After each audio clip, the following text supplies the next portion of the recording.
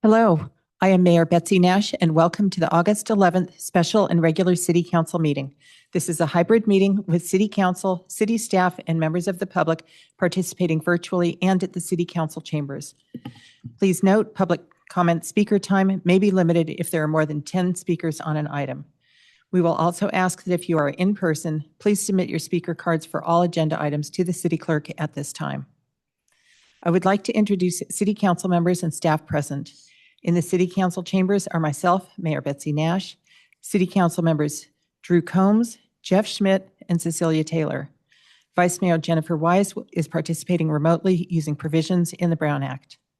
Vice Mayor Jennifer Wise, please provide a description of circumstances under the Brown Act and if there are any persons 18 or older present in the room and the general nature of your relationship with that individual. Good evening. Family medical emergency, and there is no one in the room with me. Thank you. In accordance with Government Code 54953 and the City Council Procedures Manual, when one or more City Council members participates remotely, agenda items requiring action will be voted on using roll call. This evening, the roll call vote will be taken with Vice Mayor Jennifer Wise first, and then in alphabetical order using legal first name with the mayor voting last. Staff present include City Manager Justin Murphy, City Attorney Nara Doherty, and City Clerk Judy Herron. Next is the closed session. The closed session item tonight is C1, Conference with Legal Counsel, Anticipated Litigation. Paragraph 2 of Subdivision D of Government Code Section 54956.9. Significant exposure to litigation, one case. City Clerk Herron, please call for public comment for closed session item C1. Thank you, Mayor Nash. So at this time, if any member of the public wishes to provide comment on our closed session item C1, if you're in person, return that speaker card. Virtual, engage a hand feature. Calling in, please press *9 now. This will be the final call for public comment on our closed session item C1. Seeing no hands or cards, Mayor Nash, you may continue. Thank you. The City Council will now adjourn to the closed session and intends to reconvene at approximately 6:30 p.m.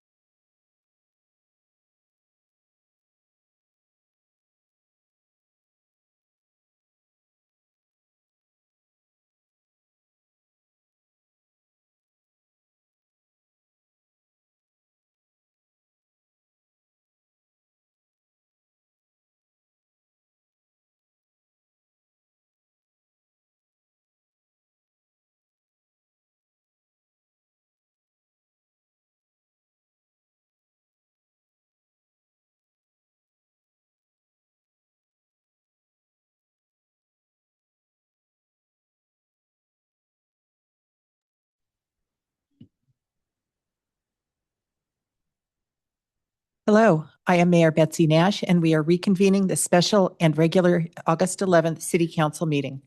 City Clerk Karen, would you please provide instructions to the City Council and members of the public on how the meeting will proceed? Yes, thank you, Mayor Nash. So for members of the public who wish to provide comment on any of tonight's agenda items, if you are in person, we ask that you return a speaker card here to me at the clerk's desk. If you are virtual, after the mayor calls for comment on the item you wish to speak, we ask you engage that hand feature. And if you're calling in, you'll press *9 at that time.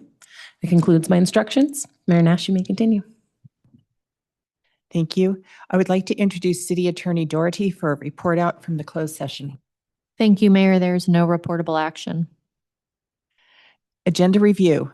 Agenda review provides advance notice to members of the public and city staff of any modifications to the agenda. To ensure staff is available and prepared, will the City Council have any questions or comments on consent calendar or informational items? All right. City Clerk Karen, how many speaker cards have you received for the public hearing items? Thank you, Mayor Nash. So at this time, we've received 4 cards for item J1 related to 335 through 355 Pierce Road. Thank you. Does the City Council desire to modify the order of any agenda item? Does the city staff have any edits to the agenda? Yes, thank you, Mayor Nash. Item H3, our Library Commission report out, will be continued to a future meeting. Thank you. Public comment. Under public comment, the public may address the City Council on any subject not listed on the agenda. Each speaker may address the City Council once under public comment for a limit of 3 minutes. Speaker time will be limited if there are more than 10 speakers. You are not required to provide your name or city of residence, but it is helpful. The City Council cannot act on items not listed on the agenda, and therefore, the City Council cannot respond to non-agenda issues brought up under public comment other than to provide general information. City Clerk Karen, please call for general public comment. Thank you, Mayor Nash. So at this time, if any member of the public wishes to provide comment for an item not on tonight's agenda, if you are in person, return that speaker card. Virtual, engage that hand feature. Calling in, please press *9 now. This will be the final call for public comment for items not on tonight's agenda. Seeing none, Mayor Nash, you may continue. Thank you. Next are the presentations and proclamations. We have 2 proclamations and 1 presentation this evening.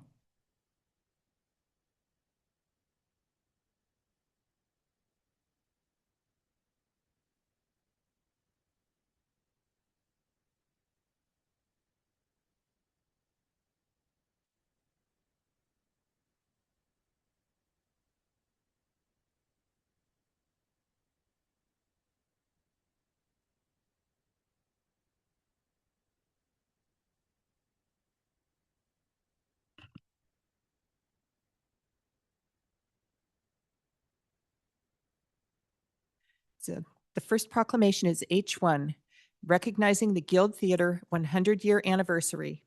City Clerk Karen, please call for public comment on item H1. Thank you, Mayor Nash. So at this time, if any member of the public wishes to provide comment on our Proclamation H1, recognizing the Guild Theater for 100-year anniversary, if you are in person, return that speaker card. Virtual, engage the hand feature. Calling in, press *9 now. And this will be the final call for public comment on our Proclamation H1 for the Guild Theater. Seeing none, Mayor Nash, you may continue. With this proclamation, we celebrate 100 years of the Guild Theater, which began as a movie house in 1926 and has evolved over the years to a venue that hosts a wide variety of music, film, comedy, magic, presentations, panel discussions, charity fundraisers, and more. Congratulations to this beloved Menlo Park staple. Thank you. We would like to invite the Guild Theater General Manager, Barry Singround, and Director of Marketing, Julie Schuchard, to accept the proclamation.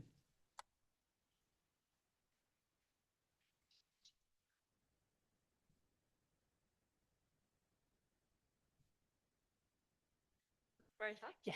Oh, I thought that I was going to be addressing you. Addressing you. We just really want to thank you for acknowledging the Gill Theater. This has been the kind of epicenter of arts and culture in the peninsula, and we feel very honored to carry on the legacy of this great space and bring arts and culture and live music to the peninsula for families and people that live here locally, but also people all around the Bay Area.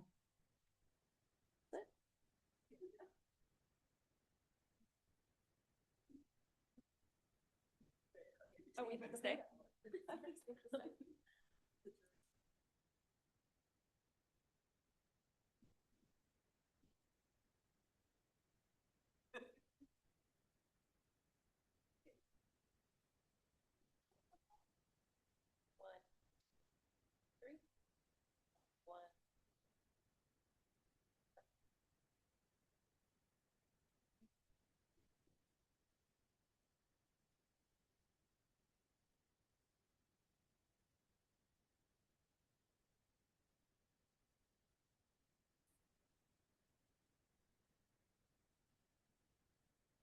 Our final proclamation is H2, recognizing the Almanac 60-year anniversary.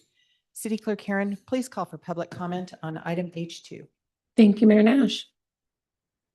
So at this time, if any member of the public wishes to provide comment on Proclamation H2, recognizing the Almanac 60-year anniversary, if you are in person, return that speaker card. Virtual, engage that hand feature. Calling in, please press *9 now. And this will be the final call for public comment on our second proclamation, H2, for the Almanac. Seeing none, Mayor Nash, you may continue. With this proclamation, we celebrate 60 years of the Almanac, a journalistic institution which strives to bring accurate and relevant news to local residents.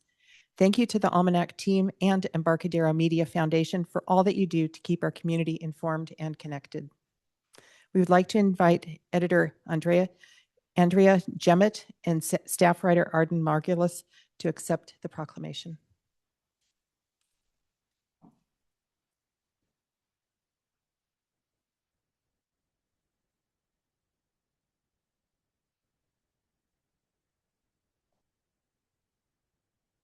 I'm Andrea Gemmett. This is our Menlo Park reporter, Arden Margulis. We're just very grateful to be here grateful to be around for another 60 years. Hopefully, we'd like to get reach the Guild's accomplishment, be here for 100. It's nice for me to be back here. This is where I got my start in local news 30 years ago, covering Menlo Park.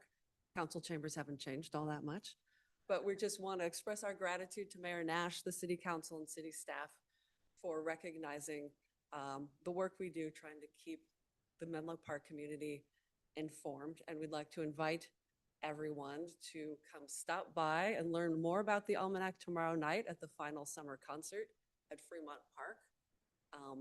The Almanac will have a booth. We'll be giving away some prizes and we'll be able to meet our staff, and then we can all enjoy fabulous music from the Sun Kings, who take the stage at 6 p.m. So thank you very much.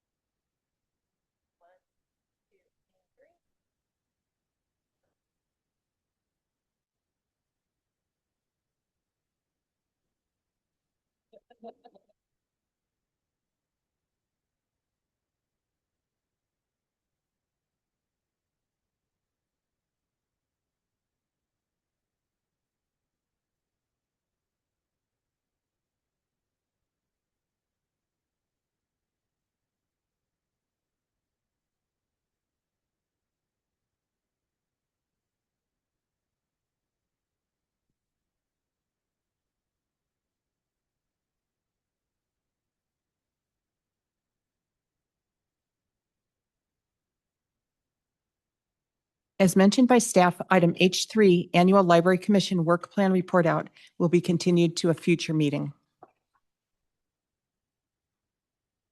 Our presentation this evening is H4, Annual Parks and Recreation Commission Work Plan Report Out.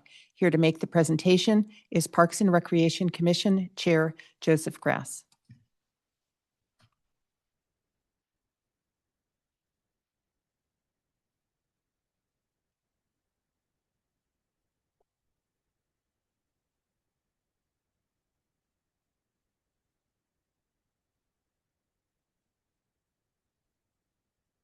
Right. Hi there. I'm Joe Grass, Chair of the Parks and Rec Commission. I'd like to say first, good evening to Mayor Nash and council members, Combs, Schmidt, and Taylor, and members of city staff that are here. I'm a 30-year resident of Menlo Park in District 3. I've raised 3 kids here, and my youngest is my daughter, who is a junior at MA High School. She's starting tomorrow. And I'm here to give our presentation on our work plan for 2025-26. Great. Okay, so this slide shows an outline of our work plan and what we do. And the following pages will just hit on all the items on this page and just show what we've accomplished this year. Our primary goal is to provide a monthly forum for public transparency and input related to parks and rec services in Menlo Park. So we have a wonderful staff at Menlo Park. As you all know, we have great facilities, but I think it's really the commission's mission here to really engage with the public and make sure that we're constantly serving the public, we're adapting to the public's needs, and we don't leave anybody out. So that's our overall goal, is to really serve the public and keep adapting. Other things we do, we review department operations. So we review public suggestion box comments and responses. We advise on recreation program statistics. We receive department updates, and we get staff presentations on programs and services, and then we make recommendations. We also engage with the community on a wide range of issues. As a commission, we want to make sure we have this bullet point that we're continuing our focus on the Belhaven Community Campus operation. It's a wonderful campus. The staff is great, but we want to keep our eye on the ball as far as really keeping engaging with the community and building a relationship with the community and the staff at that center. That's a really important thing to keep our eye on.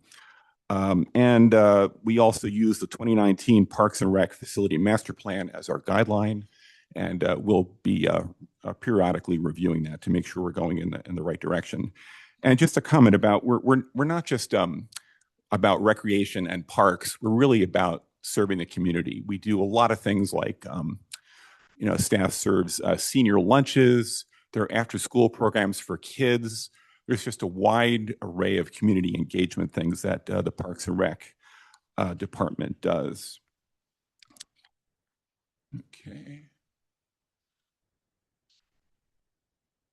Okay, so review of departments and operations. So here are some things we reviewed. We looked at the racket sport court policy, the picnic rental policy, and recreation facility use guidelines policy. Aquatics. So we received the aquatics survey results and annual aquatics report from the pool operator. And we received the aquatics pool user survey results from city staff. So I'd like to thank City Council for for your continued focus on aquatics. And we've been working hard engaging with city staff and with the public. And I think things are coming along. It's one of the many programs in Menlo Park that really has to adapt to coming up to speed in Belhaven. And I think, they're working pretty hard on that. So thanks a lot for your work on that program. We've also received a report from Park Ranger Services contractor. We have Park Ranger Services for Bedwell Bayfront Park. which is a gigantic park at the end of Marsh Road. It's a wonderful place with lots of wildlife. And I encourage you all to visit. Let's see. So Belhaven Community Campus, we received a staff presentation on Belhaven from staff, and they outlined all the activities and engagements in each of the departments. We got feedback from users. It's continually collected. There's a lot of data that they collect, and they're really focusing on just making sure they're offering the right classes, they're getting the right resources, and they're continually making adjustments with what the community is asking for.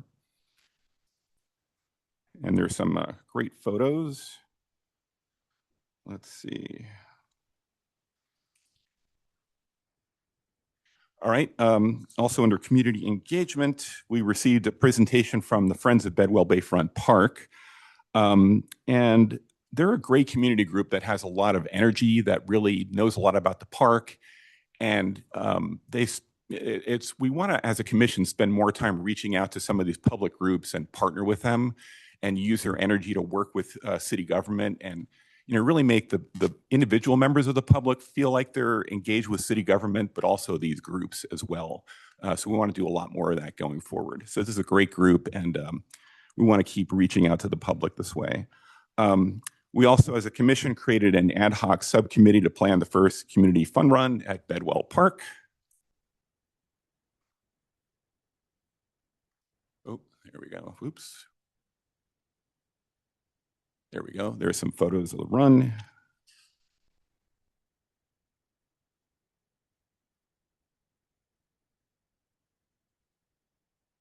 Okay. Also, the commissioners conducted their own self-guided park tours and provided report outs and their observations of the park. So the commissioners were trying to get out as much as we can in the city and attend city events. At the last Parks and Rec Commission meeting, actually, I presented on Bedwell Park. I'm a photographer. It's one of my favorite places to hang out. I gave a photo slideshow of what it's like to walk through the park, and it's just an amazing place. And it's a way of just generating discussion with commission members and hearing from the public, all about that park and just learning about it, continually learning about our community and learning about parks you might not have gone to. And we're all trying to just go all over the city and basically learn what's going on in the city. There's a lot going on. We also hosted the City Council liaison at the April 22nd Parks and Rec meeting. Drew Combs, thanks very much for coming. And we also received the Youth Advisory Committee report. We support and advise that committee. And this is just a list of our current PRC commissioners. We have one current vacancy. Hopefully we'll fill that soon. Our PRC staff liaison is the new Library and Community Services Director, Nick Zegda. We continue to be, and Nick is in the audience back there, and we continue to be assisted at all meetings by management analyst Ashley Dixon. And I want to give thanks to Wanmin Lee for his chairmanship last year. And thanks to departing Commissioner Michelle Sherman for her service. And also thanks to departing Library and Community Services Supervisor Tricia Mullen and Library and Community Services Director Sean Reinhardt. So it was a big leadership change that happened. Nick is now in charge, and I think he's doing a great job keeping things running with a really big leadership change that happened. So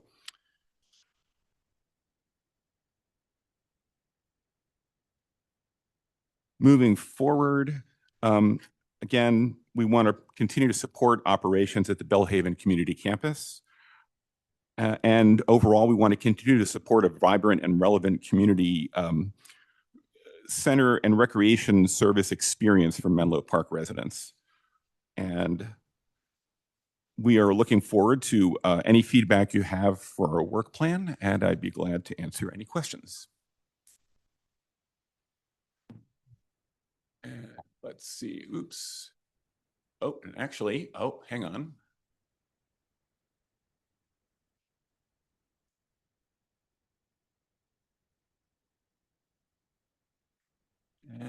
hang on a sec. Oh, one more slide. I forgot this one. We added up. So some of our work plan ideas for the next year are we want to have some more involvement with the Youth Advisory Commission. So we want to consider some special YAC projects, engage in social media, and have them work on self-guided park tours with a youth perspective. We want to, as I mentioned before, we want to review and edit the 2019 Master Plan. Going forward, we want to create new goals for our community. Similar to our community fun run, just establish like an ad hoc subcommittee to just go out and do some new fun things in Menlo Park. We want to establish a system for tracking commission feedback received from the community and receive progress at a later date. We want to have some continuity, so when we get feedback from the public, we tackle an issue. We don't want to just forget about it. We actually want to review it 6 months or a year later and see how things are going, and have something of an institutional memory of some of the issues we're tracking and prioritize those issues. We're looking forward to any of your feedback that you have for me, and let me know if you have any questions about what I presented or how you think we should go forward. Thanks. Thank you very much for the presentation. City Clerk Herron, please call for public comment on item H4. Yes, thank you, Mayor Nash. So for any member of the public who wishes to provide comment on our annual Park and Recreation Commission work plan report out, if you are in person, return that speaker card. Virtual, engage that hand feature. Calling in, please press *9 now.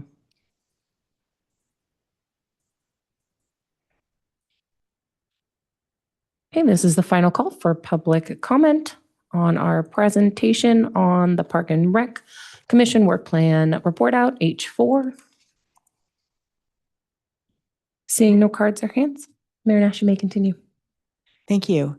Are there any comments or questions from our council?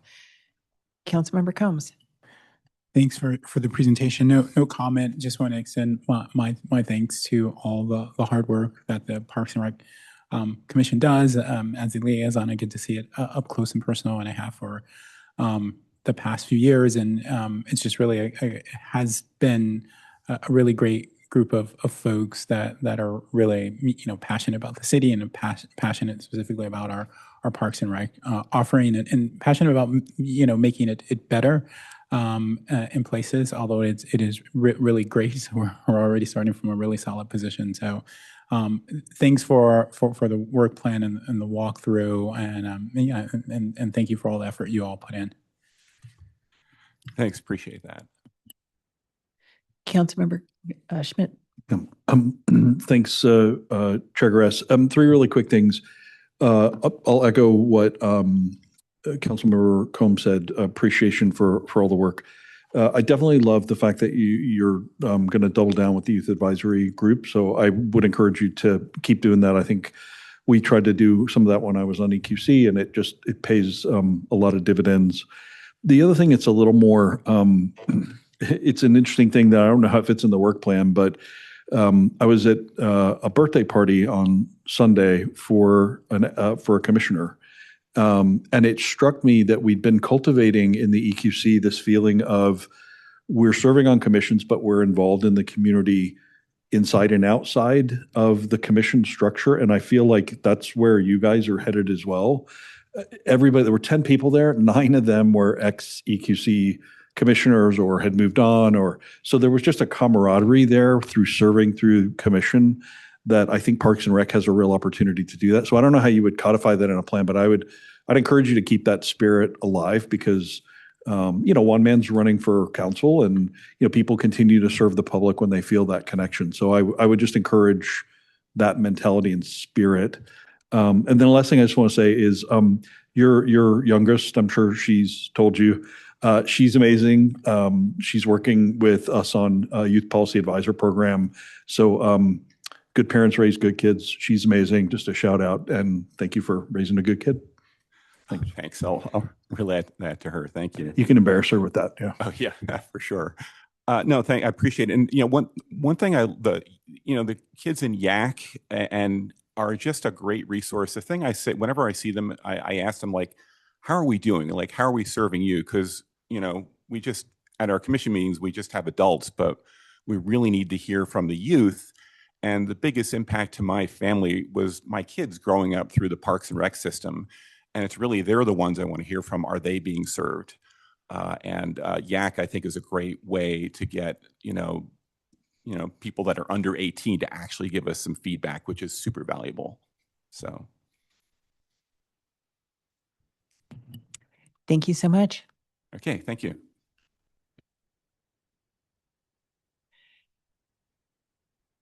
Consent calendar. Under the consent calendar, the city council may take action to approve routine business items in one motion unless a city council member, city staff member, or a member of the public requests that an item be discussed or continued to a later date. City Clerk Karen, do we have any public comments on the consent calendar? Thank you, Mayor Nash. So at this time, if any member of the public wishes to speak on consent calendar items I-1, City Council meeting minutes, I-2, a professional services agreement for the Parkline Master Plan Phase 2, I-3, a funding agreement for the Bellhaven Child Development Center electrification project, I-4, the appropriation of funds for the Willow Road Bike and Ped Safety Improvements Project. I-5, receiving and filing the investment portfolio for March 31st of 2026. I-6, the resolution upholding an appeal of the Planning Commission's approval at 305 Haight Street. And I-7, a resolution approving the investment policy update for fiscal year 26-27. If you are in person, return that speaker card. Virtual, engage that hand feature. Calling in, please press *9 now. So this will be the final call for public comment on our consent calendar items, I-1 through I-7. And seeing no hands or cards, Mayor Nash, you may continue. Thank you. So is there a motion or a second on the table to approve the consent calendar? Motion to approve. Second. City Clerk Karen, please state the motion and call for the vote. Thank you. So I have a motion by City Council Member Taylor and a second by City Council Member Combs to approve the consent calendar. Any further City Council question or discussion? Seeing none, by roll call vote, Vice Mayor Wise, Yes. City Council Member Combs, Yes. City Council Member Taylor, Yes. City Council Member Schmidt, Yes. and Mayor Nash. Yes. And the motion passes unanimously. Thank you. Public hearing. Public hearings are a formal proceeding held in order to receive testimony from all interested parties on a proposed issue or action.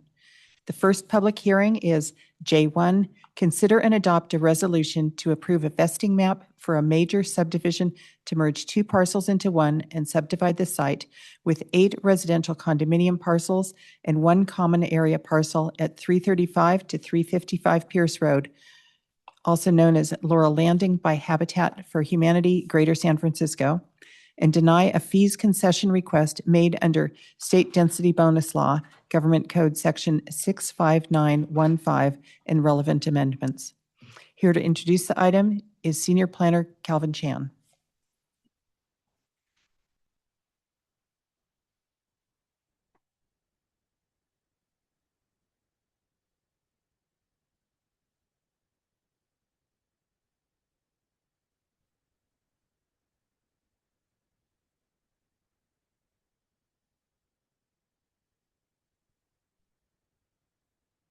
Good evening, Mayor Nash, members of the Commission. I'm Calvin Chan, Senior Planner with the Community Development Department. I'm joined this evening with representatives from Habitat for Humanity, Robert Smith, Project Manager, as well as Felix Al-Young, Chief Real Estate Officer.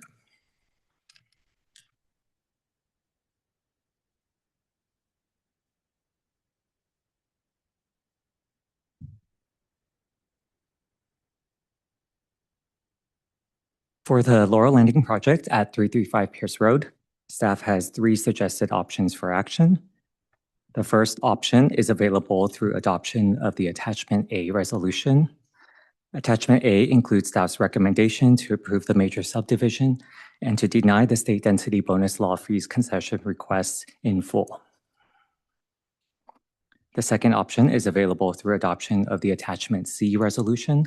Attachment C includes the Planning Commission's recommendation to approve the major subdivision and also partially approve the state density bonus law fees concession request through waiver of the $372,400 recreation in lieu fee. A third option is for the City Council to direct staff to prepare a resolution to grant a fees concession in full or in part with other specified modifications.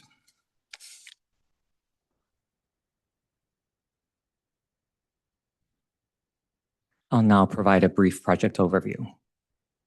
Habitat is proposing to develop a project known as Laurel Landing. It is a 100% affordable for-sale townhouse community with 8 townhomes and associated on-site improvements. The project would create homeownership units for low-income qualified households, comply with the city's below market rate or BMR housing program ordinance, as well as support redevelopment of general plan housing element opportunity site number 60. On July 13th, the Planning Commission conducted a public hearing for this project. The Planning Commission approved a use permit, architectural control permit, BMR housing agreement, as well as 12 state density bonus law waiver requests and 4 concession requests for the Laurel Landing project. Additionally, the Planning Commission provided the following recommendations to the City Council for consideration this evening. Approval of the subdivision map, as well as partial approval of the state density bonus law fees concession request for waiver of the recreation in lieu fee.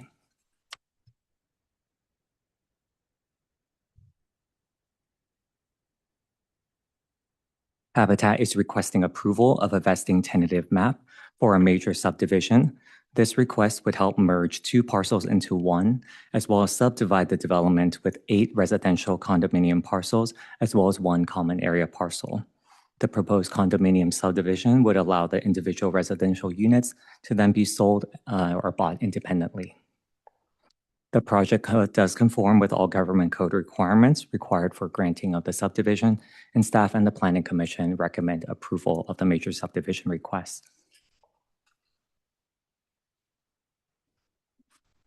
As a 100% affordable housing project, the project is eligible for 5 state density bonus law concessions, which could result in identifiable and actual cost reductions for the provision of affordable housing. 4 concessions were previously approved by the Planning Commission, and the 5th concession is for the City Council's review this evening. This 5th concession is a request for a waiver of development impact as well as permitting fees, which are subject to the City Council's sole review and action. Per the government code, the city is not required to grant the state density bonus law fee concession, but it may grant the request in full or in part if desired.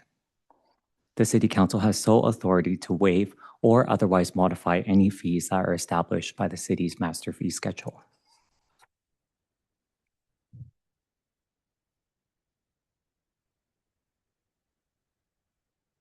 Staff has previously evaluated the fees concession request and recommended to the Planning Commission denial of this request with due consideration for the following factors. In 2024, the City Council already committed $3.6 million from the BMR Housing Fund to support this project, and as of now, approximately $3.15 million have been dispersed for site acquisition as well as other pre-development activities. At 8 units, the city is providing approximately $450,000 per unit for this 8-unit development, and this is also the highest per unit funding contribution ever awarded from the BMR Housing Fund. The funding agreement between the city and Habitat is also in the form of a grant. Typically, when affordable housing projects receive funding from the city's BMR housing program, it is in the form of a deferred loan that is payable after a certain amount of time. However, with this grant that was approved previously, the city will not be repaid. And lastly, if the requested fee waivers were to be granted in full or in part, the city would be required to backfill these waived development fees. the City Council would need to amend the approved budget in order to appropriate unrestricted funds and transfer them to the appropriate fund for which a fee was waived.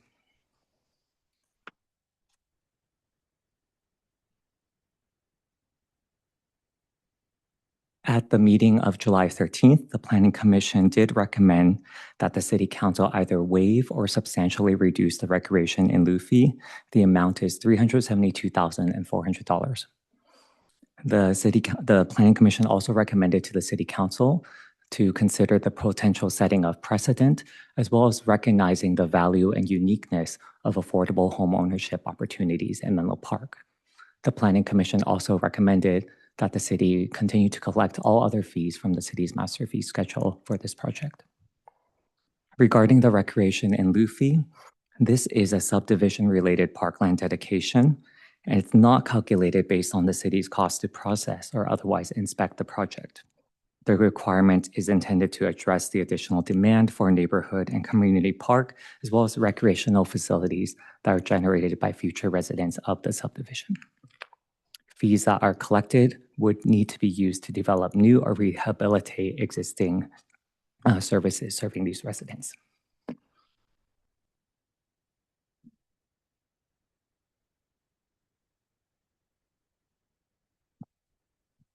To close, displayed on the screen are the 3 staff-suggested options for City Council action this evening. The first option is available through adoption of Attachment A. Attachment A accepts staff's recommendation to approve the major subdivision and deny the state density bonus law fees concession request in full. Option 2 is to adopt Attachment C resolution. This is the Planning Commission's recommendation for approval of the major subdivision, as well as waiver of the recreation in lieu fee by itself. The third option is for the City Council to direct staff to prepare a resolution to grant a fees concession in full or in part with modifications.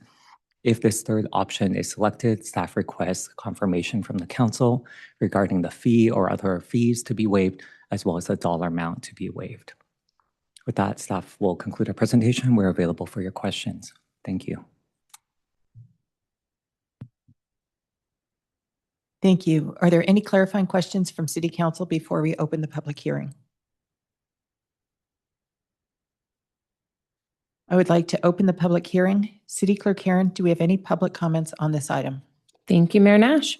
So at this time, if any member of the public would like to provide comment on our first public hearing item J1 related to the Laurel Landing by Habitat for Humanity at 335 to 355 Pierce Road, vesting tentative map.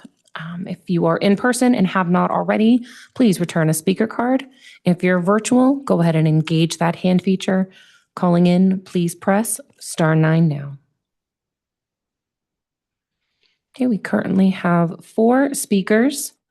So this will be the final call for public comment on our public hearing item J1. Okay, looks like we are up to 7 speakers, with our first speaker being John Tasto, followed by Mia Salami Molgazino.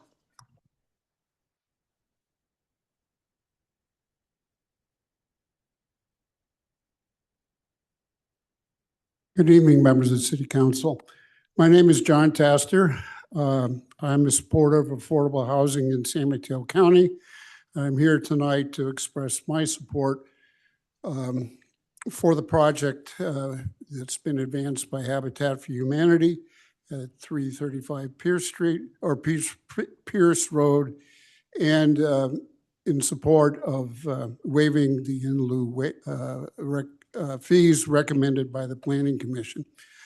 I've been a board member of the San Mateo County Housing Leadership Council, and I'm a 20-year Habitat for Humanity volunteer.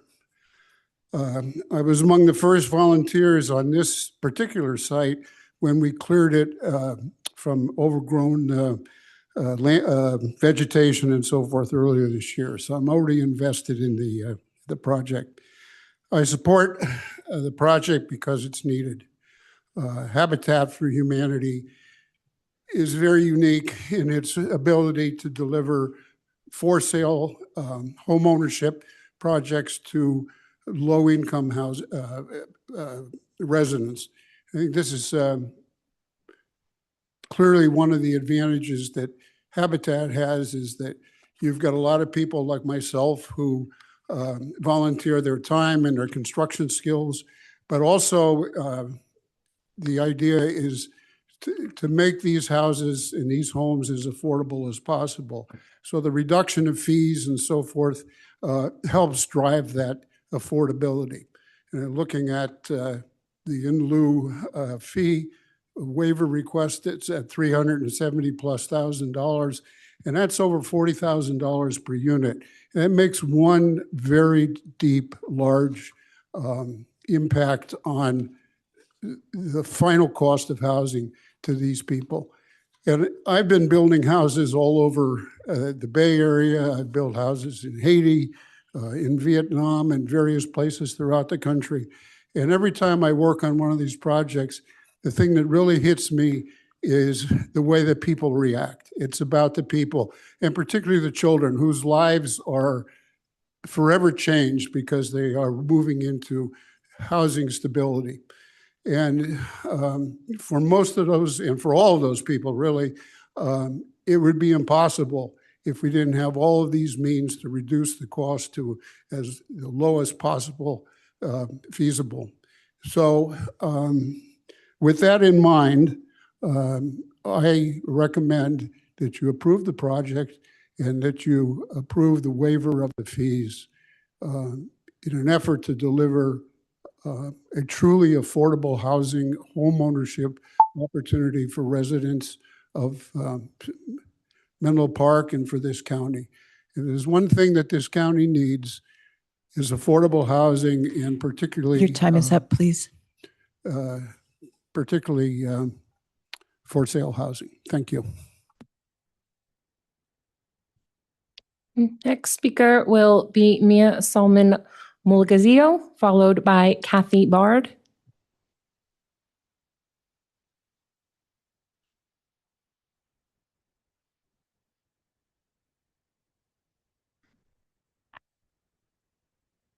Good evening, Mayor and members of City Council. My name is Mia Simon Molinero. I am 16 years old and I am a resident of San Mateo County. I'm here tonight to express my support for Habitat for Humanity's proposed housing project, and I would like to thank the Planning Commission for recognizing the value of the project and approving it for consideration by the City Council. The cost of housing is not something that most teenagers have to worry about, but in the Bay Area it is. The rising prices for rent and the wildly unaffordable market for home ownership push many longtime Bay Area residents and families out of their homes. Last summer, one of my good friend Dominic's, his family had to move from Foster City all the way to Fairfield because of a rent increase. They weren't able to find a home that they could afford in the area and were forced to move away from the place their family had lived for generations. This sort of displacement is something that no one should have to go through, yet many in our community face these struggles. This is why I support the Laurel Landing project in Bellhaven, Menlo Park, and all the good that it will do for the families in our community. I encourage the City Council to approve the requested waiver of the in lieu fees, and I think it would really benefit and it would provide to the project's financial feasibility, and approval would represent a meaningful investment in a project that will deliver a lasting value to our community. Thank you for your time and your consideration. I respectfully ask for your support of both the project and the requested fee waiver. Thank you. Thank you for your comment. Next up, Kathy Bard, followed by Will Ausler.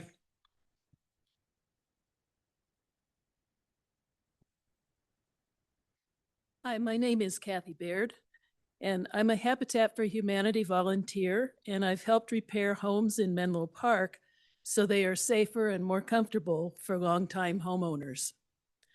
I'm here tonight to express my support for Habitat's proposed housing project on Pierce Road. I would also like to thank the Planning Commission for recognizing the value of this project and approving it for consideration by the City Council. I'm pleased that this project will help income qualified families attain stability and stay in the community. The mix of 2, 3, and 4-bedroom townhomes will accommodate families of different sizes and generational mixes. I also respectfully encourage the council to approve the requested waiver of in lieu recreation fees.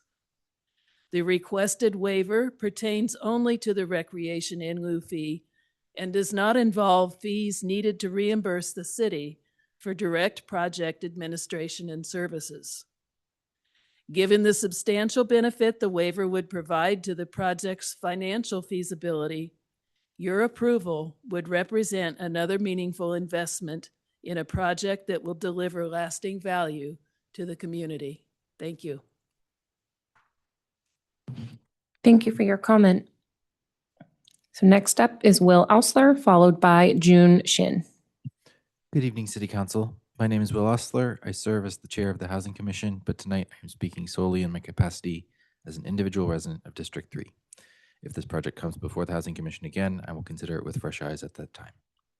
I strongly support this affordable housing project, and I believe the city should do what we can to see it through to completion. Tonight, there are several issues before you, and I think the parcel changes are straightforward, but obviously the issue of fees is more difficult. I think it's somewhat counterintuitive. We're willing to support this project from the BMR fund for closer to $4 million than anything else, but we're asking for the better part of $1 million back in fees. Using the city's revised fee estimates from the staff report, the BMR fund is subsidizing roughly 48% of the project cost, but the city fees account for 8% of that same budget. Like the Planning Commission, I view the cost recovery fees, like the storm drain fee and inspection costs, as reasonable expenses from the BMR fund, but I'm struggling with others. If we spread the funding and expenses proportionally, the BMR fund is effectively paying out between $150,000 and $200,000 just to cover the regulation in lieu fees. That does not seem to me like money that should be spent from the BMR fund. In light of that, I support the recommendation of the Planning Commission to waive only the recreation in lieu fee, which you have before you tonight as attachment C. I acknowledge that there are unfortunate complications involved in pursuing this retroactively, and so I would also encourage the council to agendize a broader review of how we approach Quimbiac fees on future BMR projects. Thank you for your time. Thank you for your comment. Next up is June Shin, followed by Migo Harris Parker.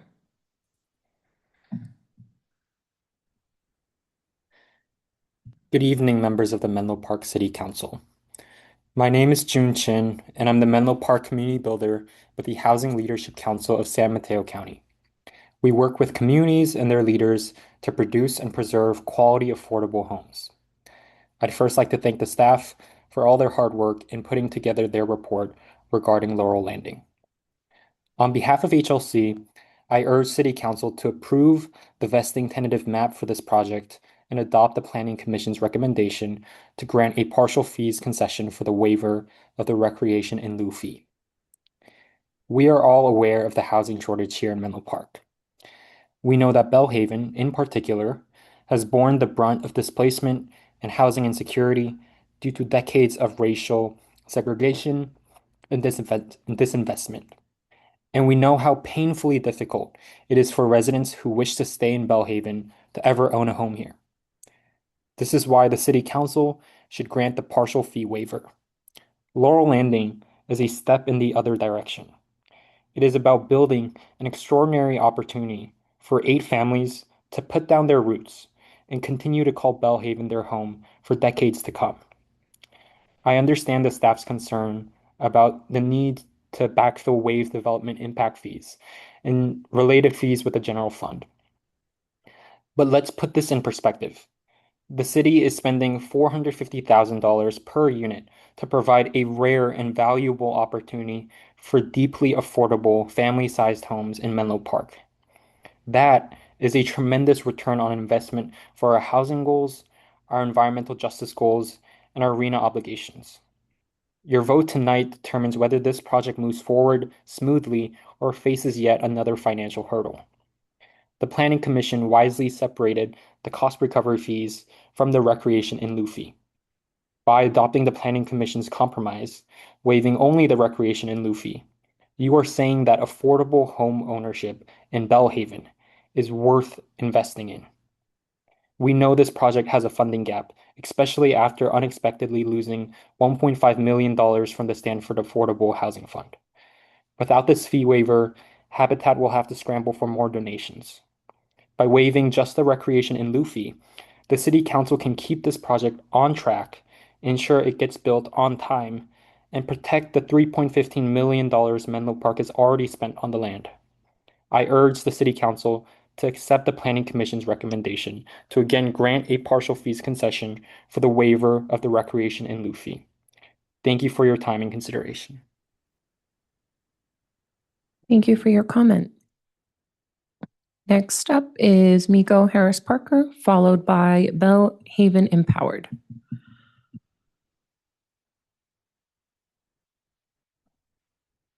Good evening. I'm speaking today in support of the Habitat for Humanity Homeownership Project at 335 Pierce Road in Bellhaven community. This project is vitally important in helping to address the citywide affordable housing shortage while providing long-term and multi-generational Bellhaven residents with an opportunity to own a home in the community they call home. While Bellhaven have seen numerous housing developments completed, some dissolved and more planned, the Habitat for Humanity Home Ownership Project provides accessibility to affordable home ownership in and for our community. As a second-generation Bellhaven resident who raised third-generation Bellhaven residents, this opportunity means everything to me. The ability for my sons, their future children, my neighbors, and their family members to purchase a home in the community where we have built our lives will help strengthen and stabilize our neighborhood for generations to come. For many members of our community, this project represents the fulfillment of long-held dream of home ownership, and I hope it is only the beginning. We need more affordable home ownership developments like this one. I encourage the City Council to support this project by considering and adopting Attachment A to approve a vesting tentative map for a major subdivision that would merge 2 parcels into one and subdivide the site into 8 residential condominium parcels and 1 common parcel at 335 to 355 Pierce Road. Regarding Habitat for Humanity's request for a fee waiver, I want to thank staff for providing a detailed report. Habitat estimates that it would incur $944,330 in fees and is requesting that those fees be waived, while city staff estimates the anticipated fees to be approximately $596,644. I attended the Planning Commission meeting where commissioners struggled with the question of whether a fee waiver was warranted. My biggest concern is whether denying the fee waiver would affect the project's ability to remain an affordable housing development. The staff report notes that Habitat believes waiving the fees is a critical way for the city to support the project and ensure its successful implementation while maintaining its ability to deliver homes to low-income households. One of the key commitments Habitat has made to Bellhaven residents in securing support for the project is that it will provide affordable home ownership opportunities. Prospective homeowners have been told that their monthly payment would be all-inclusive, covering mortgage, property taxes, insurance, utilities, and homeowners association fees in one affordable monthly payment. When reading Habitat's response to staff's recommendation not to waive the fees, it appears Habitat is suggesting that without fee waiver, it may not be able to guarantee this all-inclusive affordable housing model. So I know my time is up. I'm going to cut this short. I did send in my comments, but I really do hope that we are able to move forward, follow staff's recommendation, and waive some of the fees and keep this project going. Thank you.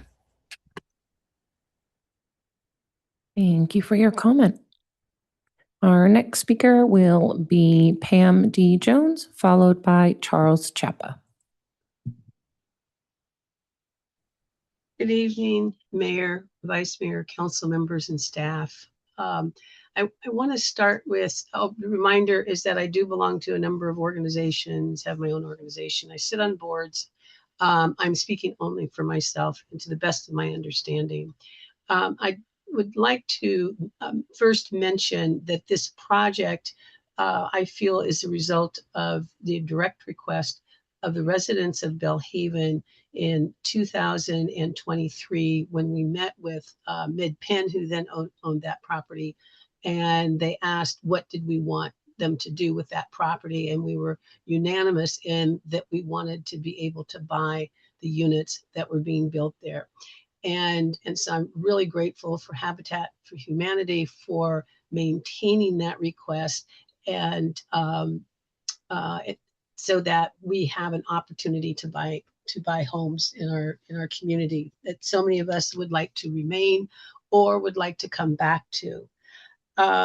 So I support the project completely, and I want to again thank Habitat for Humanity, and I also am aware, or somewhat aware, to the best of my understanding, that the fee waiver will not reduce the overall monthly cost to the residents. But ideally, if it's going to make it easier for this project to, for them to obtain funding, because to build affordable units, the funding has to come from multiple places, unless somebody just has really deep pockets and wants to pay for the whole thing. And that would be wonderful too. So I would ask the council, if in your infinite wisdom, if you would make a decision that's on the best unit, for the best of the residents and the affordability, as well as being able to build this project with ease and giving Habitat for Humanity that type of support. Thank you. Thank you for your comment. Our next speaker is Charles Chapa. Good evening, Chair Nash, Vice Chair, and council members. Thank you for the opportunity to speak. I serve on the Housing Commission, but I am speaking as a general member of the community. I'm speaking in support of this project.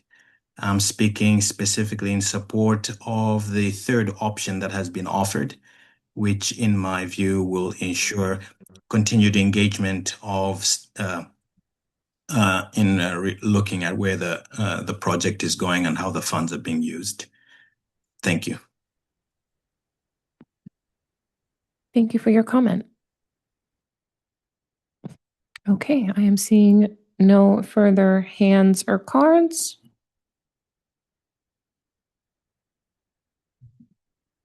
Okay, Mayor Nash, you may continue. Thank you. And thank you to all the speakers and all the people who are working on the Habitat for Humanity projects. It's really great to hear about the projects. I will now close the public hearing and open for City Council discussion. So who would like to start the discussion?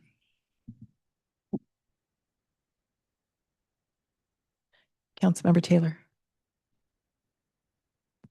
Oh, or not. Oh, please. Thank you, Mayor Nash. I have a question about the rec and lieu fee. Is that done? When are those impact fees due to the city? Thank you, Councilmember Taylor. So the impact fees would be due prior to the final certificate of occupancy, right before building issuance.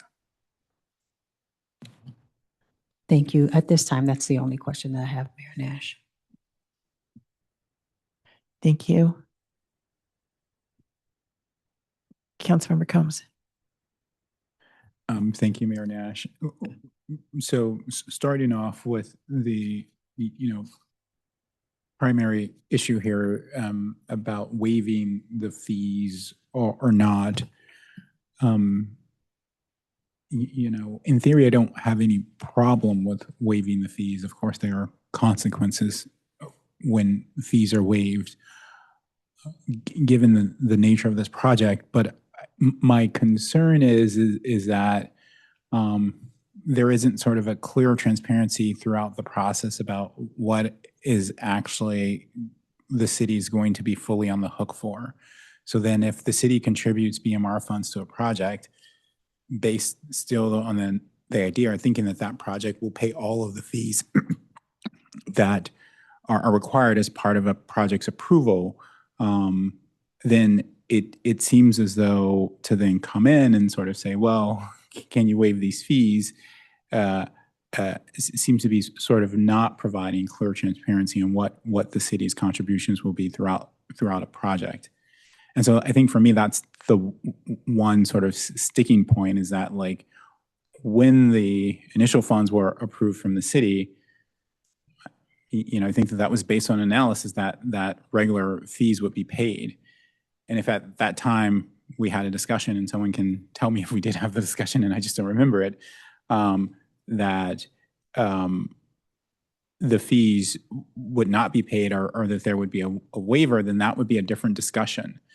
And so I think my question then is that, like, what's going to be the context and framing of discussions as we have in relation to BMR funds?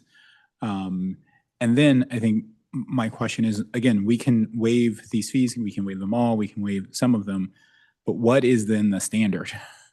And so we can just make it up, but then I think that adds problems going forward to like how other projects are expected to understand what they might be on the hook for as far as fees. And so like I am open. This is not, and again, I am inclined to at least grant the partial waiver. That's my default. But like I say, I do think that presents complications because it's not how the initial BMR funds discussion was framed as I remember it. And then what standard are we using to then provide these discounts? And so those are the only things, again, like I say, interested in hearing from my colleagues to see what they're thinking.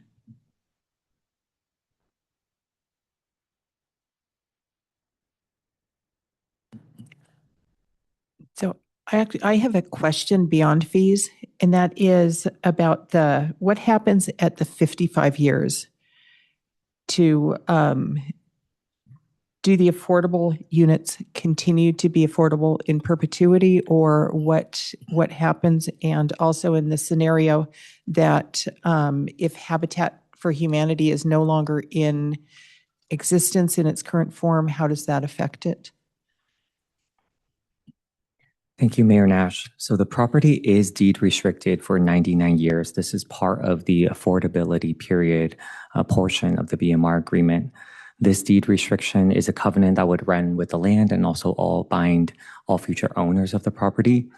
Each homebuyer in the project would be required to sign a comparable agreement that causes it to be bound by that covenant through the 99-year affordability period. The city also has a right to enforce any prohibited transfer as well as a city purchase option if units are not sold to BMR buyers. So in sum, the property is restricted for the 99 years for the affordability term, and the city has multiple remedies if for some reason Habitat is unable to continue providing that affordable housing for this project. Thank you. So it is 99 years, not 55 years, and the units will stay in affordable in perpetuity. Correct. The standard is 55 years, but with the modifications requested and granted by the council, it's 99 years. Wonderful. Thank you. Councilmember Schmidt. Thanks for the presentation. I think I had more of a general question, but I'd love some specifics. I was a little confused about the difference between the fees that the city saw and the fees that were put forward. That seems like a fairly large difference in calculation. So I think I'm looking for a little bit of a two-level answer here. Is like, why was there such a large difference between those two numbers? And then are there details in there if we are going to potentially pay for partial? Is the way we've split it up the best way to do it, regardless of whether we use the city's calculation or the staff recommendation? So did that make sense? I'm trying to reconcile the numbers in my head, and there's big enough differences in there that it causes me questions. Thank you, Councilmember Schmidt, for the question. So yes, in Table 2 of your staff report, it is showing the state density bonus law fees concession request, and there's a column for the applicant's estimate as well as a column for the city's estimate. The applicant's estimate were gathered from their initial state density bonus law request letter. So this is many, many months ago when they put this estimate together. And also at that time, they did not factor in a credit that the city has applied for the recreation in lieu fee. You'll see in the city estimate column, the city did apply an existing credit of $127,400 for each of the 2 lots. So by itself, there's almost $360,000 difference. So that is where the largest discrepancy comes from.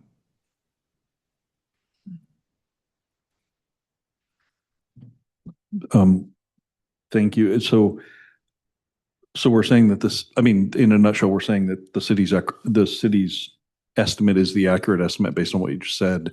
And if we're going to pay a portion of that $600K, we have to decide what that portion is.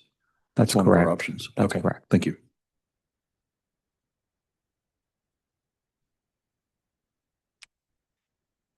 Another question is that I have is the Stanford Affordable Housing Fund, the $1.5 million.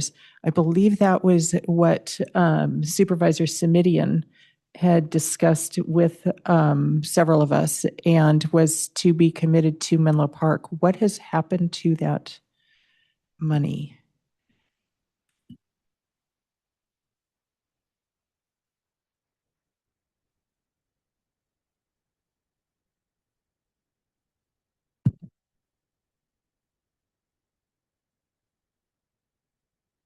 Mayor Nash, council members. I'm Felix Young. I'm the Chief Real Estate Officer at Habitat for Humanity and former Vice President of Business Development at Midpenn Housing for the last 10 years. So I am a bridge from the start of the acquisition of the fourplex and the vacant parcel all the way to today when we are looking at the imminent permit, hopefully a permit pull within the next 12 months to start this project. So the Stanford Fund was committed to a certain geographical area around Stanford, majority of which is in Santa Clara County. And there was a kind of late interpretation that the funds have to be spent with a portion dedicated to extremely low income. And our affordable homeownership project does not have an element of extremely low income. And with that reasoning, Santa Clara County decided that they would not honor the award that was made to this specific project, even though I think there are some questions around whether this ELI applies to homeownership or only applies to rentals.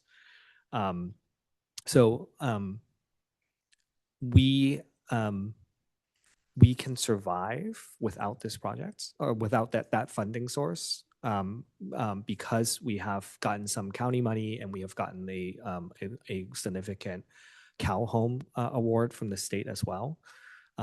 So there's still a funding gap at this moment that we intend to fundraise for.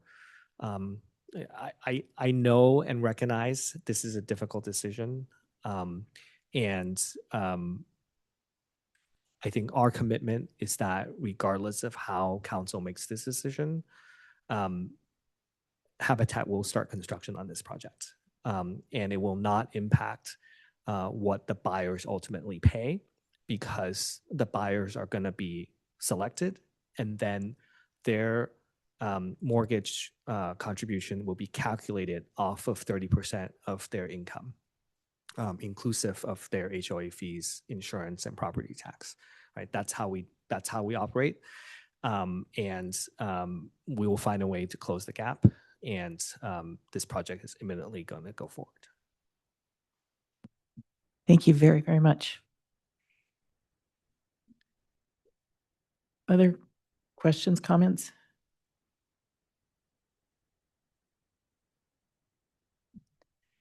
Vice Mayor Wise, do you have anything you want to ask about at this point or comments? No questions, but I'm just sort of happy to share my thoughts at this point if you think that's appropriate. Unless anyone else has questions. Please feel free. Yeah, so I might be looking at this a little too black and white, but unfortunately, I think this is a project I would absolutely love to waive the fees for, but I just think where we're at in this current situation with the VLF funding and the city budget overall, and knowing that we would have to backfill the fees that we are waiving, I truly just don't know where the money will come from. Yes, especially when we're just at a point where, every penny is being counted. So that's sort of where I'm at, unless, anyone has sort of a idea of where this money could come from. Again, would absolutely love to be able to waive the fees, but I'm just very worried about our budget at this time. Thank you. Councilmember Taylor. Thank you, Mayor Nash, and thank you, Vice Mayor Wise. I have a question for Mr. Chan. If the rec and lieu fee is due at the time that I think you said certificate of occupancy, so this is roughly 18 months or potentially longer that the fees are due.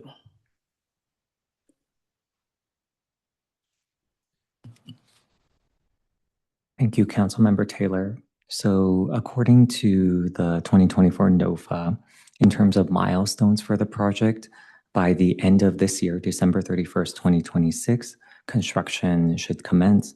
And by June 30th of 2028, that would be the project completion and final sign-off certificate of occupancy. That is the funding milestones. Thank you. And based on what Mr. Felix just shared, that regardless if the city provides a partial waiver, that the project will continue. So does that imply that this evening, the city council, if the majority wanted to partially waive a fee, would not need to identify a source at the moment, but that could be done at a later date?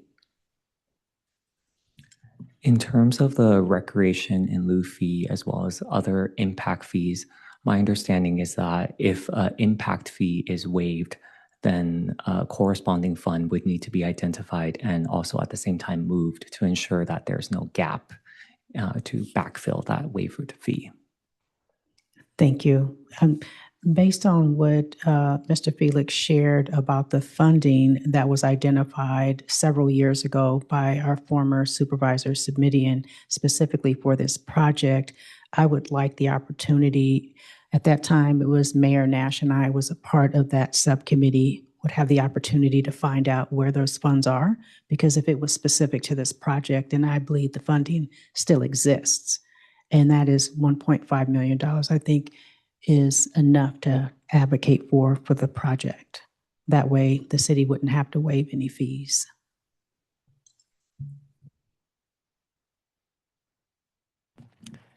Councilmember Combs.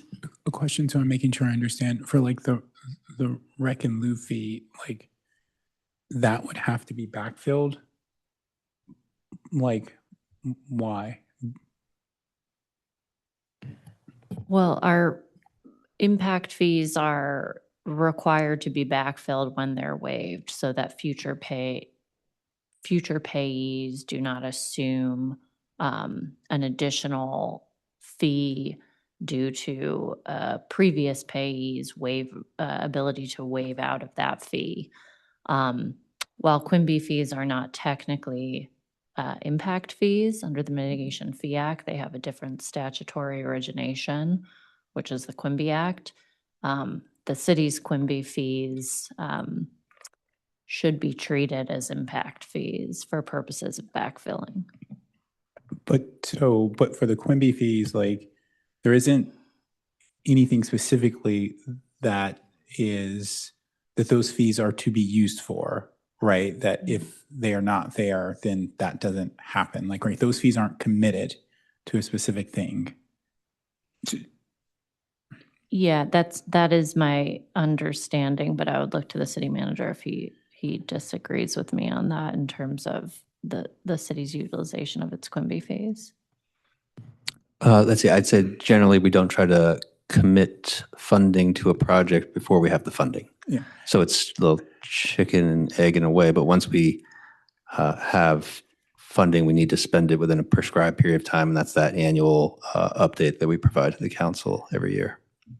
Okay, and so the requirement that the Quimby fees be backfilled, is that city law ordinance or is that state? That's state law. Okay, so we can't override that. Okay, thanks.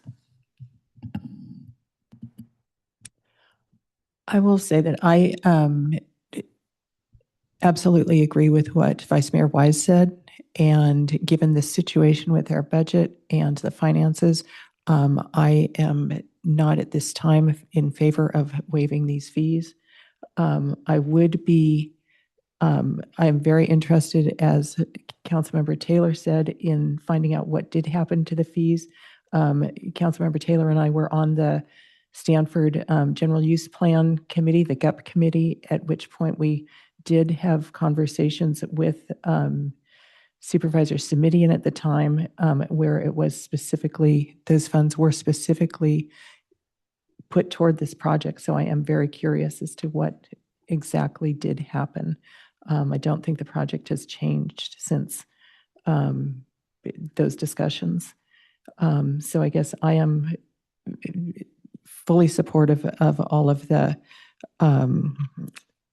of putting the project forward in the subdivisions and all of that, but I would not at this time, without further investigation, and also hopefully Habitat for Humanity could do more fundraising and something would come there. There would be more funds available there to cover these fees. I would not be in favor of granting the waivers at this time. Councilmember Schmidt. Thank you, Mayor Nash. Three quick things. I think I definitely appreciate the idea from Councilmember Taylor about the 1.5 million, and I think that's a good strategy just to make sure something hasn't dropped through the cracks.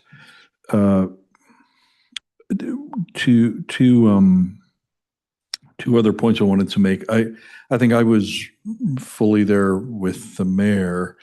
I have to confess that when I'm on the fence, usually what people come to council and say can sometimes have a real impact. So I just want to say to Mr. Felix directly, the fact that you stood up there unprompted and basically said Habitat is in it and the buyers are not going to be impacted and we're going to make this happen. I really appreciate that. I think that swayed my mindset of, feeling like we needed to be very fiscally conservative. So I do want to find some funding to help close the gap, even though we have contributed. So I just want to say, usually it feels like we're held hostage by developers sometimes, and they come in and say, nothing can progress unless you give us this thing that we didn't ask for in the beginning. So I want to express that appreciation pretty directly, that the way Habitat approaches their operations. I'm curious about, so then a practical solution. I'm hearing that the in lieu fee, the recreation in lieu fee requires a backfill. I'm curious if you take that out and there's another approximately $224,000 of other fees on that list in table 2.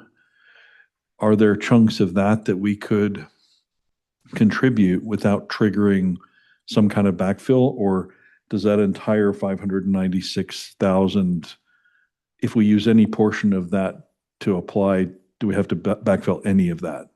Or is it just the recreation in lieu fees that we have to backfill?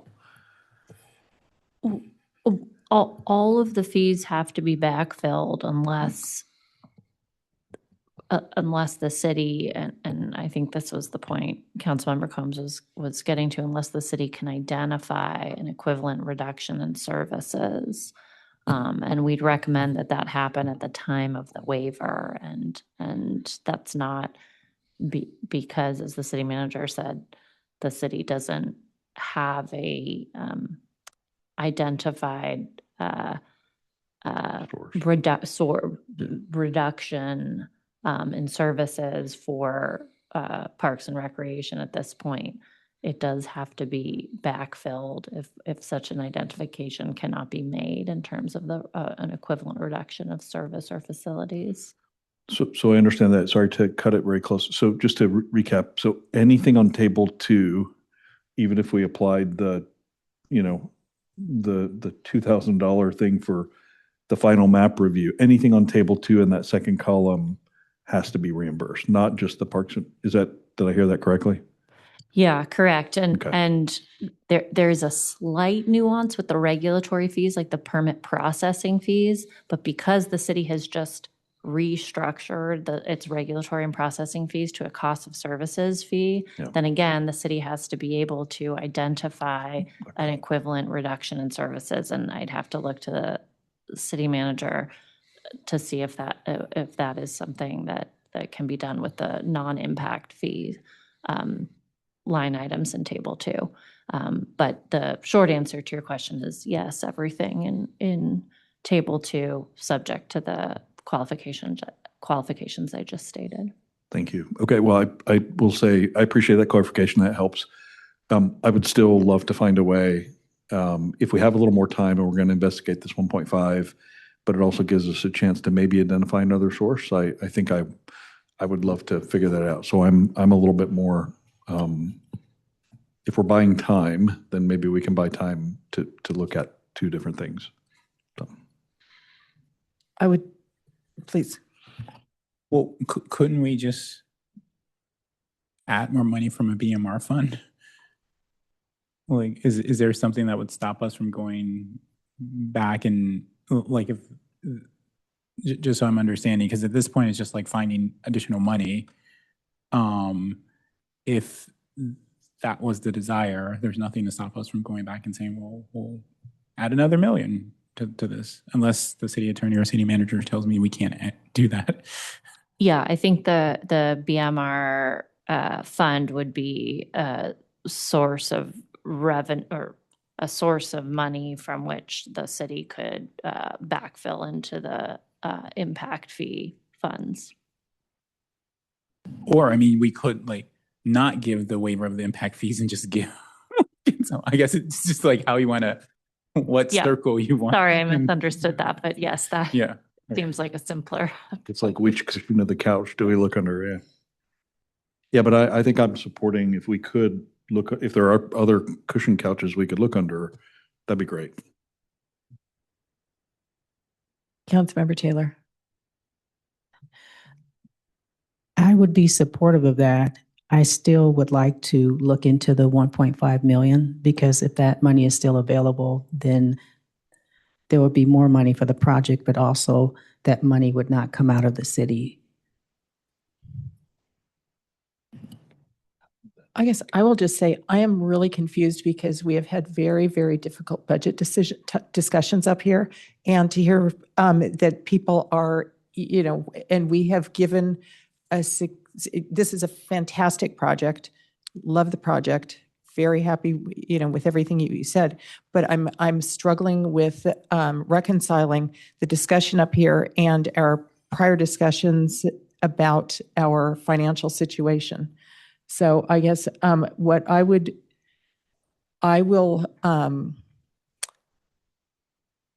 like to vote for the subdivision and the parcels and all of that. I personally am not for providing any additional money. I think that it is not, we just do not have this as a city right now. And I would like to find out what happened to the 1.5 million separately from that. And I guess I would say if at the time of paying the fees, there are still, you have not been able to fundraise, please consider talking to staff.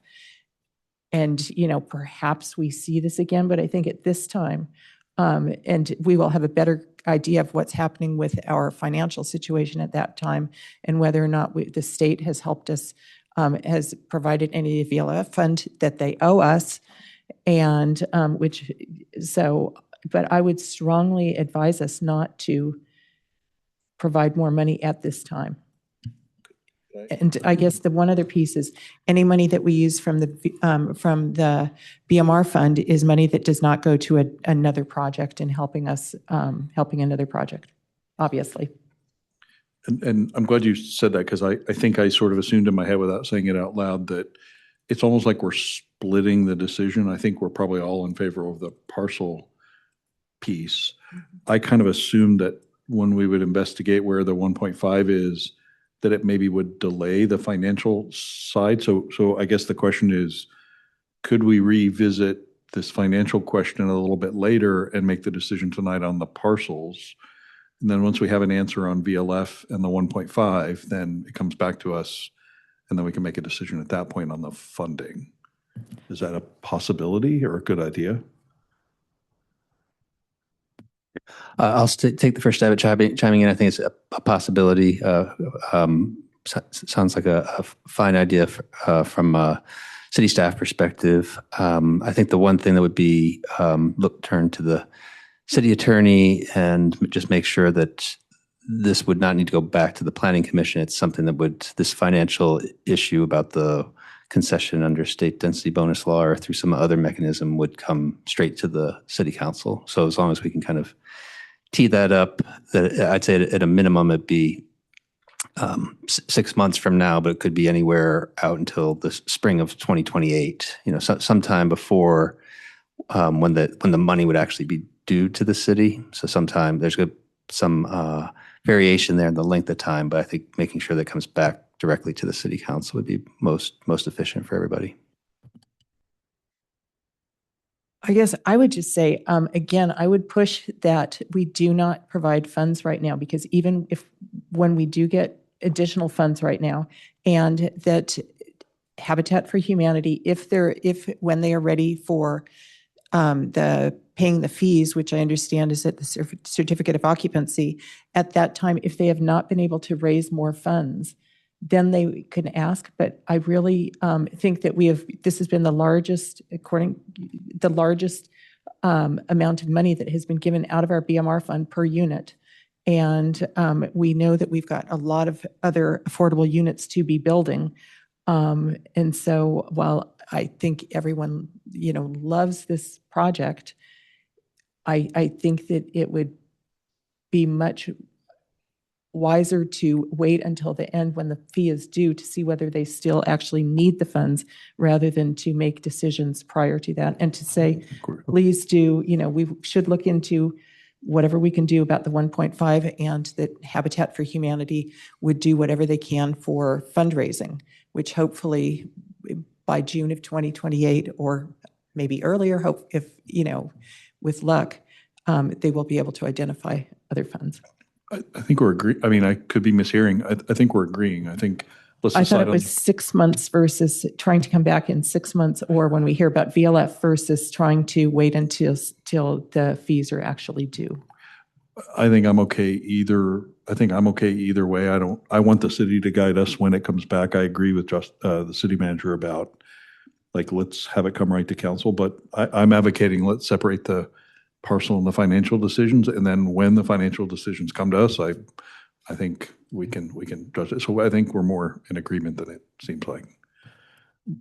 Councilmember Combs. So then, though, it's not really separating, it's taking the staff recommendation to, at least in this moment, deny fee concessions. Because again, we're not making a promise of any future fee concession. And so anything can come back in the future. I think my only, and I'm fine if this is the direction the council is going in, but I don't know how the VLF, how that looks would directly impact this. We have now, the extent to which you made a very valid point about providing additional funds here is less funds for future other projects. I think then becomes there a certain, recency or currency bias that might have a real value in that this is the project that's in front of us, right? That is asking for essentially additional money that is ready to really happen versus future projects that may or may not happen. And so I think it's how much deference do you want to give to the thing that's in front of you that's really happening versus the future possibility. like whenever a restaurant wants to say, no, you can't, sit at the table because we have reservations. I was like, well, I'm here now. That reservation might not show up. So again, I think I think the caution is right because our overall financial picture has challenges. And to your point, Mayor, we have given this project a lot already. And so that's why I say I am willing to go along. But I am also willing to make the point that this is a project that is in front of us. And so.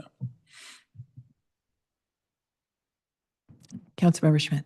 Just to build on that too, I agree with this. If I'm hearing it right, I agree with the philosophy, right? Is you played American football. You don't ever want to stop at the 10-yard line, right? If you're really close, I understand there are other things that you can do. There are other plays you can run, but I feel like as we get closer and we find really good partners and, it's important to cross the goal line. So just philosophically, I think that's where my head always is.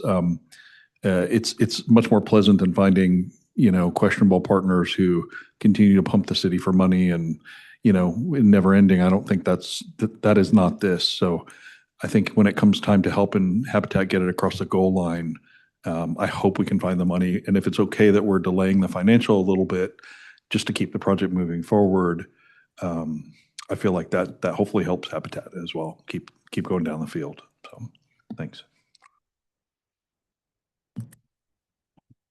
Are there any other comments, or does anyone want to wrap anything up, or we'll just take the vote? Councilmember Taylor, okay, actually we make the motion. So Councilmember Taylor, thank you, good point. Thank you, Mayor Nash. I will make a motion to approve the staff's recommendation.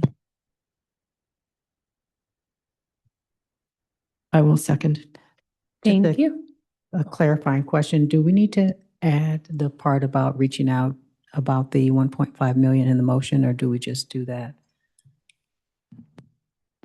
Through the mayor, we can add that to the direction. It wouldn't need to be included in the motion. Thank you. And also opening up that we would come back later so this is a temporary denial of the fee concession, but we'll come back in a future point, right? And does that need to be part of the direction or not? Through the mayor.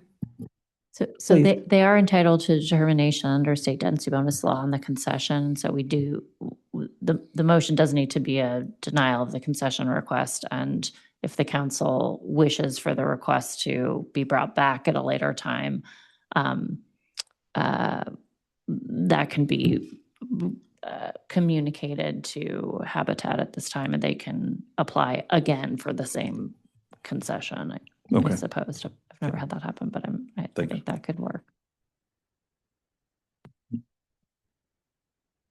Thank you. So I do have a motion on the floor by City Council Member Taylor and a second by Mayor Nash to adopt a resolution approving a vesting tentative map for a major subdivision to merge two parcels into one and subdivide the site with 8 residential condominium parcels and 1 common area parcel at 335 to 355 Pierce Road, the Laurel Landing project by Habitat for Humanity, Greater San Francisco, and 2, deny a state density bonus law fees concession request for the project.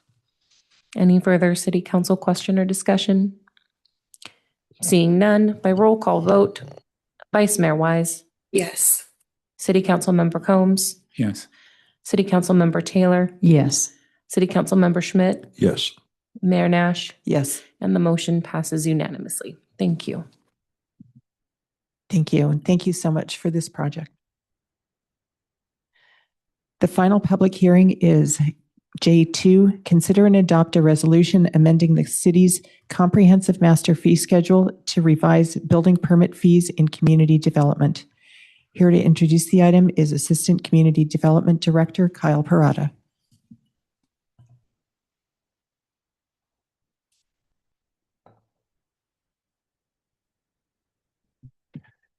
Thank you. Good evening, Mayor Nash and members of the City Council.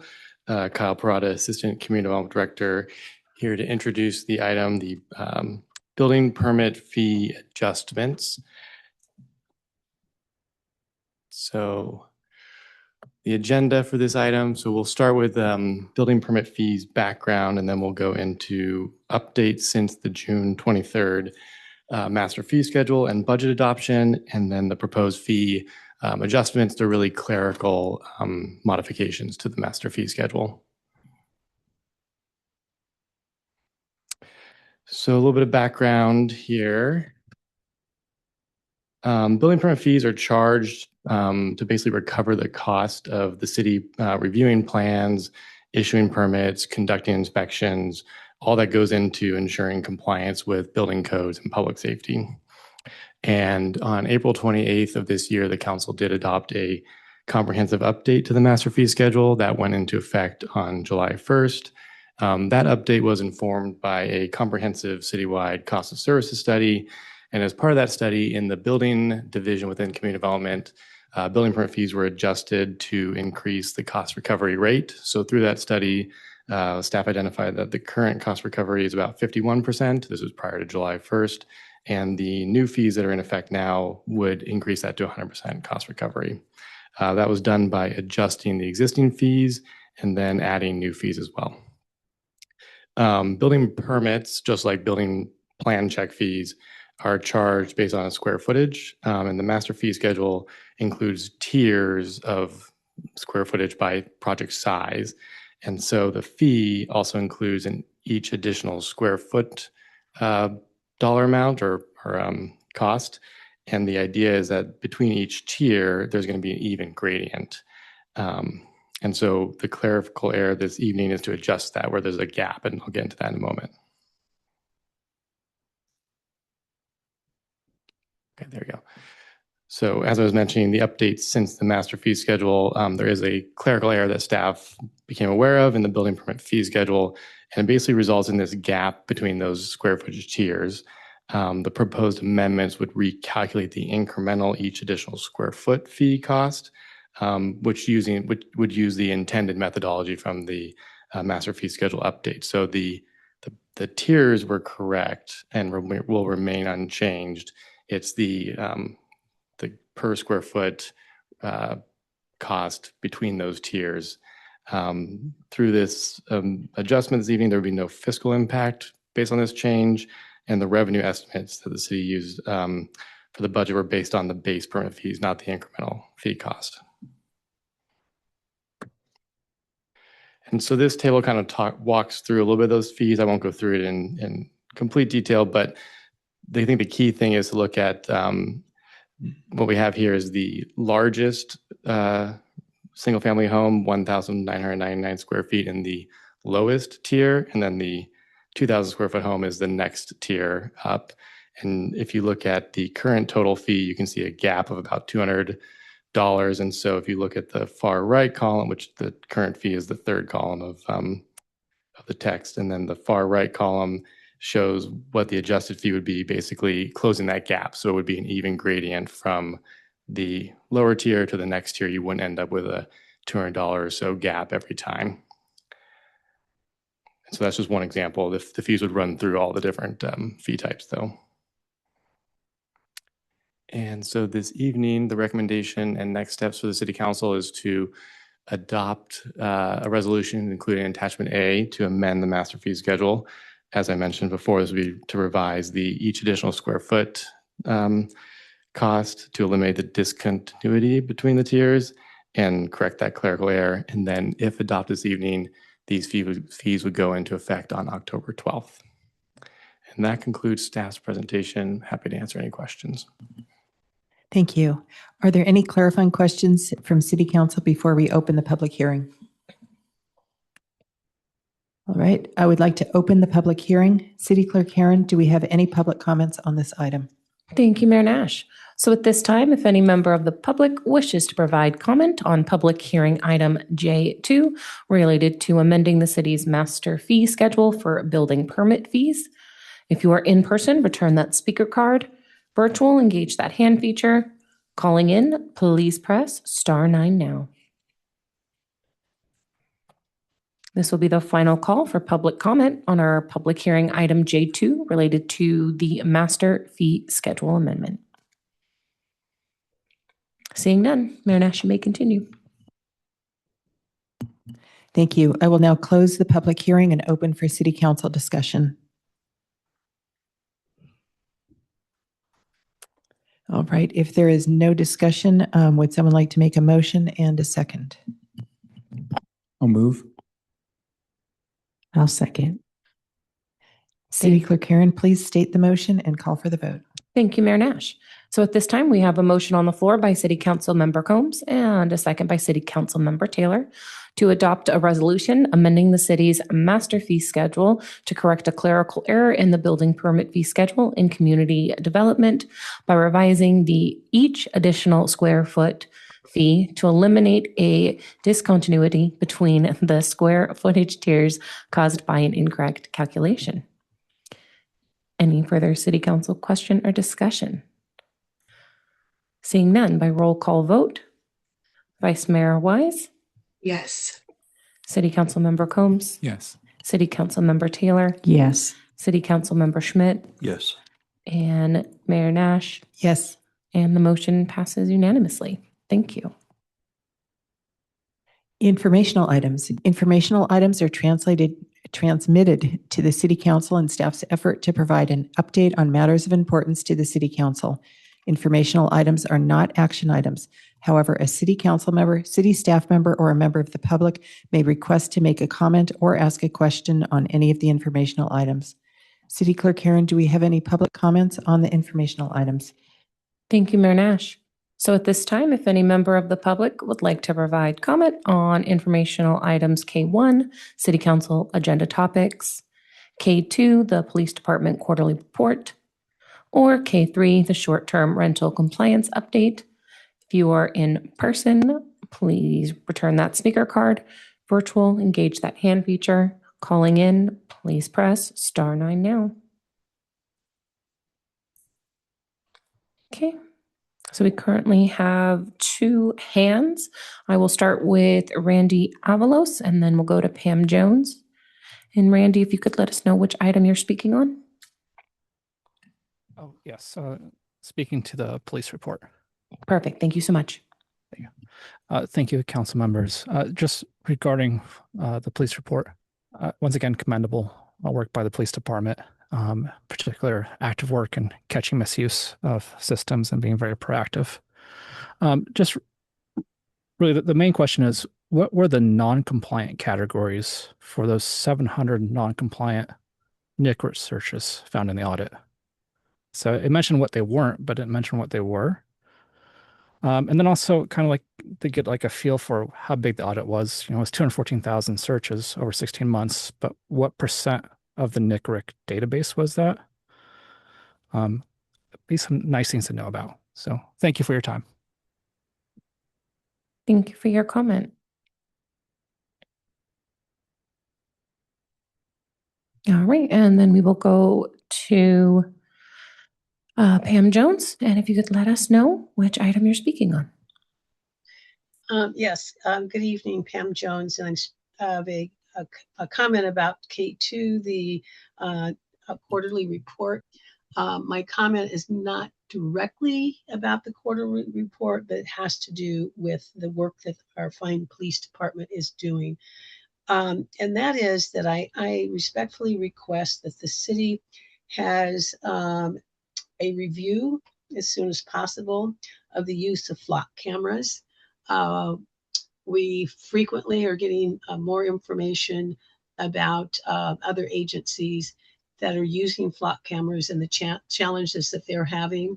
And there are other entities out here. And I think it is even more important to given that we have so many other methods of intrusion. The automated cars are one of them. We have more and more of those driving up and down the street with their multiple cameras. And sure, we're told that they're not connected to flock, but we don't know that. And we also have the Ring cameras. We don't know who has access to that truly. And it just seems to me, since flock is being identified as a challenge now, that it would behoove us to revisit this to ensure that we are really safeguarding the community that should be safe, in addition to those that are catching those. I appreciate that, but catching those that make our city unsafe. Thank you. Thank you for your comment. Okay, and with that, seeing no further hands or cards, Mayor Nash, you may continue. Thank you. Chief Norris, would you care to respond to any of the comments? Thank you.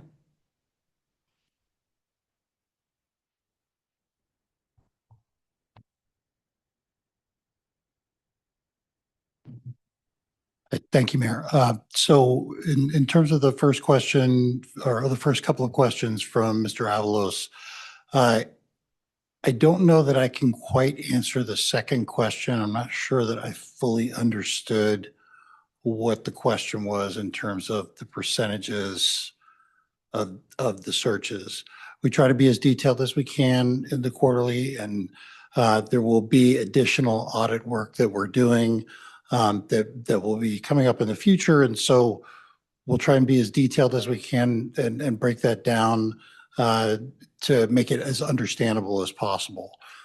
With regard to the question about the NCRIC searches and what was found versus what wasn't found. So we wanted to be very clear that the issues of inquiries related to immigration, which is, our clearest concern, that we didn't find anything that was related strictly to immigration-related searches. What was found was evidence of searches that were conducted by federal agencies, which we know was an issue, which is why we took some of the corrective action that we did. Of those searches that were done by federal agencies, those involved serious violent crime issues, such as, gun-related crime, murders, in addition to other violent crimes such as sexually based offenses, crimes against, in addition to crimes against children and human trafficking issues.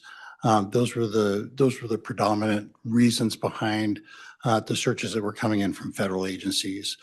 There were a few that were related to federal marshals task forces that were affiliated with larger cities, assisting those larger cities in apprehending criminals who were related to crimes that were committed within those cities. Those were the extent of the searches that we found that did come in. There was nothing that were of the nature of the things that we have been most concerned about over the last couple of years. So that's probably the best answer I can give you with the limited information I have that's within the quarterly tonight. In terms of longer term and Ms. Jones's question regarding, kind of a greater look at the use of LPR cameras and other surveillance technologies, I think we can get into the questions about what other surveillance technologies are out there and what's connected or what's available to us and how it's available. I think we can, answer that at a later date and in some form of study session or other type of forum. In terms of the license plate readers themselves, as you all know, earlier this week, earlier last week, there was a grand jury report that was released that has some very specific questions about what we're doing with LPRs in relation to the rest of the county, in relation to best practices nationwide. We're looking at that report and generating some information for you all so that a proper letter of response can be drafted from this city council to the civil grand jury. And so there'll be more information forthcoming in that form. I have a question. When you're talking about federal agencies are conducting these searches, so isn't that beyond California? So that is allowed? So the agencies that were... I'm gonna cut this off. Sure. This is deviating beyond a brief response. Okay. Got it. Thank you. And then one other question, which I think Mr. Avalos did ask, was what the percentage of what percentage of files were audited? Well, I'm sorry. Can you just ask that one more time? Well, I wrote down how big was the audit, and I think I lost the context a little bit. And I think we placed some numbers in the quarterly Okay. report. So I think that's the extent of what we can answer in terms of how big was the audit. We went back and looked at the entire history of searches that came in through NCRIC, and I think that was laid out in the quarterly report. So in terms of the length and how big it was everything since the time that we started generating data that could be searched. Thank you very much. All right. Any other follow-up? Okay. Thank you. Right now we are moving to the city manager report and with city manager Justin Murphy. Yes, thank you, Mayor. Just wanted to build on the proclamation for the Almanac earlier this evening, where there's a reference of the final summer concert happening tomorrow night at Fremont Park, and with the kind of the assistance of the Almanac as a co-sponsor celebrating their 60 years of service to the community. We are expecting a slightly larger event, and so as part of that, we do have some road closures. So adjacent to Fremont Park on Menlo Avenue from Santa Cruz, on University from Menlo to Santa Cruz, and on Santa Cruz from Johnson to University from 4 to 9, the streets will be closed. So so there's the kind of the routine of the summer concert on Wednesday night, but what will be different on this last and final concert will be the road closure, which the city has done on some other events in the past, but just making sure that there's awareness of that. So that's from 4 to 9, University Avenue from Santa Cruz to Menlo, and Santa Cruz from Johnson to University will be closed as part of the celebration of the last summer concert and the Almanac's 60-year anniversary. And that's my update for tonight. Thank you. Are there any city council member reports since the July 14th city council meeting? Councilmember Schmidt. Thank you, Mayor Nash. So just a really quick update for Rethink Waste and the Legislative Committee for AB 762. Part of the reason I'm giving everybody regular updates is that this is the single-use vapes preventing fires from the batteries and also keeping them out of landfills. And part of the reason I give regular updates is we did have a fire at the Shoreline facility a while back, and it caused millions of dollars in damages and raised the insurance rates as the mayor knows. So it's important that this legislation continues to make its way through. Senator Becker's been a really good champion. It's sitting in appropriations like a lot of other bills, unfortunately, but we've been spending time reaching out to the chair, the vice chair, the president pro tem. They have most influence in appropriations. So the hope is that if we can get it out of there, then it goes to the full floor, it goes to the governor's desk, and we have a good chance of this passing. So we've been sending probably thousands of emails to supervisors and mayors all across California to get them to sign letters of support. Thanks to Mayor Nash, who signed the letter of support. If anyone else would like to do that, please do. We're collecting them every day. But really just a hard push because this has an impact on how we recycle. It has an impact on our environment. And obviously, we don't want to pay the extra fees and everything if there are fires at our facilities like this. So hopefully, fingers crossed, we're to the full floor and then onto the governor's desk soon. That's it.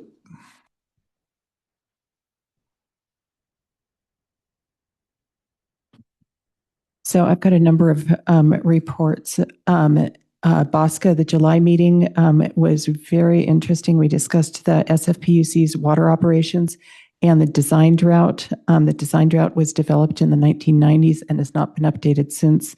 And so there's was an ongoing discussion. We will continue it sort of about how the design drought, whether or not it should be updated, given so much more that is known now about the demand hardening with people using much more water, doing much more water conservation, and also with what's known now about climate change and just how that's affecting the water supply. Westlight Energy, the July meeting, we did power purchase agreement approvals and also approved a new contract for our CEO, Sean Marshall, who's been doing an outstanding job.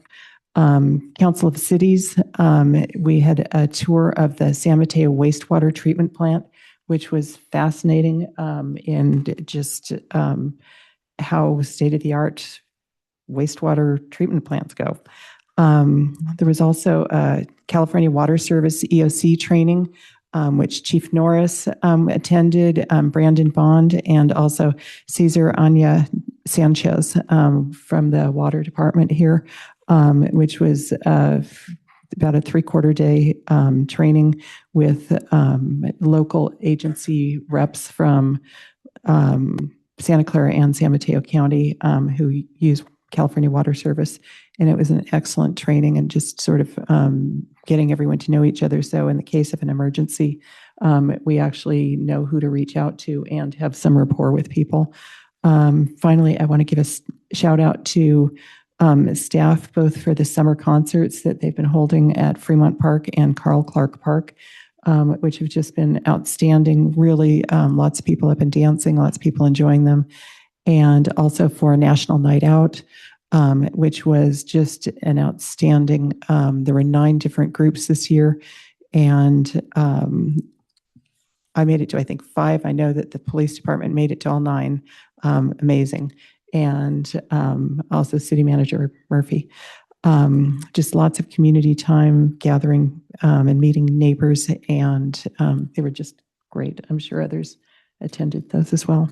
And so, and I guess I would just encourage all my colleagues to report out on their agencies and let people know what's going on, just generally. So, thank you. If there's no more reports, the meeting is adjourned. Thank you.